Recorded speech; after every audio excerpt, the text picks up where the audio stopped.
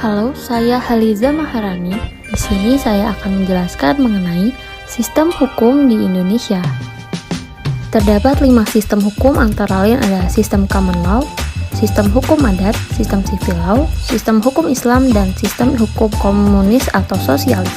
Sistem hukum di Indonesia antara lain ada hukum adat, hukum Islam, dan civil law. Sistem hukum yang berlaku di Indonesia menurut saya dapat dilihat dari 3 hal, yaitu keadaannya, bentuknya, dan tujuannya. Berdasarkan keadaannya, sistem hukum adat, hukum Islam, dan hukum Barat telah lama berlaku di Indonesia. Hukum adat terlebih dahulu ada di Nusantara apabila dibandingkan dengan sistem hukum Islam dan hukum Barat. Hukum adatlah yang tertua umurnya. Sebelum tahun 1927, keadaan hukum adat hidup dan tumbuh berkembang secara kultural di masyarakat Indonesia. Baru sejak tahun 1927 dipelajari, disosialisasikan, dan mendapatkan perhatian lebih dari pemerintah Hindia Belanda melalui politik etis. Hukum Islam baru dikenal di Indonesia setelah agama Islam disebarkan di Indonesia. Setelah Islam masuk Indonesia, banyak kerajaan-kerajaan yang beralih menjadi kerajaan Islam atau kerajaan kesultanan Islam. Hukum Islam pun dilaksanakan baik secara normatif, kultural, maupun secara yuridis formal. Pelaksanaan hukum Islam secara normatif kultural berlaku dengan sendirinya, terutama berkaitan dengan ibadah ritual.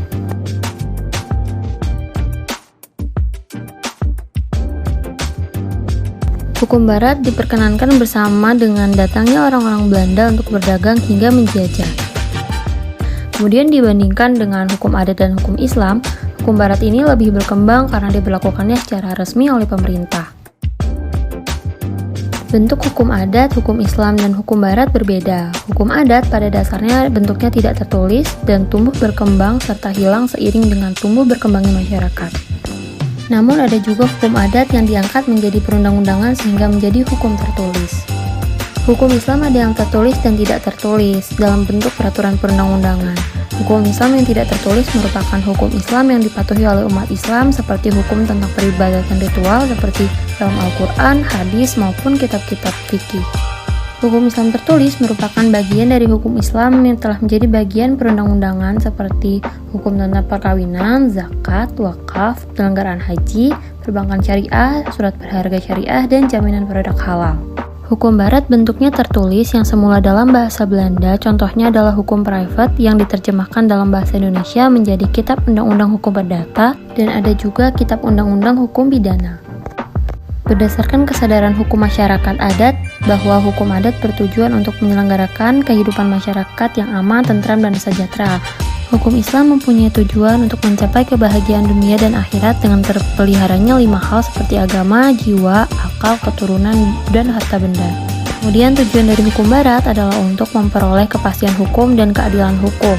Tujuan hukum secara tradisional adalah untuk menjaga ketertiban umum, menjaga perdamaian, dan mencegah pergeseran masyarakat.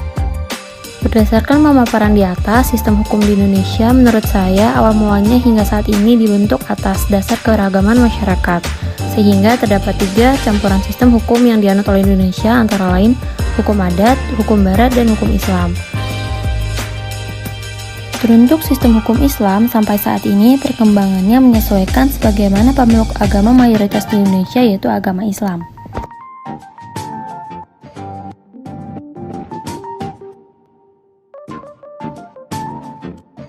Sekian, terima kasih.